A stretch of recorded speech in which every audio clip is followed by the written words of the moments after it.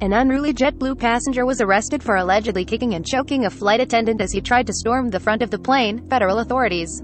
The altercation happened just after 5 p.m. Wednesday on Flight 261 from Boston to San Juan, Puerto Rico. The passenger, Khalil Eldar, was arrested in San Juan and faces felony charges. About an hour and 10 minutes before arriving in Puerto Rico, Eldar became angry because he tried to make a phone call but it was unsuccessful, according to an FBI affidavit. He got out of his seat, rushed toward the flight deck and yelled in Spanish that he wanted to be shot, a flight attendant told the FBI. The flight attendant redirected Eldar into the area near the galley as a flight crew officer opened the cockpit door.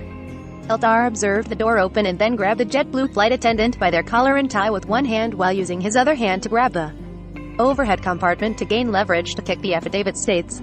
As the JetBlue flight attendant was kicked in the chest, Eldar yelled for the flight crew officer to shoot him. Authorities said Eldar was grabbing the tie so hard that at one point the flight attendant was unable to breathe.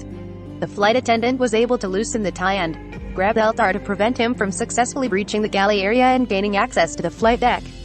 A second flight attendant told the FBI that Eldar was speaking in Spanish and Arabic during the chaotic altercation, according to the affidavit. The second JetBlue flight attendant stated that at one point during the incident they were able to understand Eldar said all in a raised tone. It took 6 or 7 flight crew members to restrain Eldar using a tie and seatbelt extenders. He was restrained by his ankles and torso in a seat at the back of the aircraft until the flight safely landed in San Juan.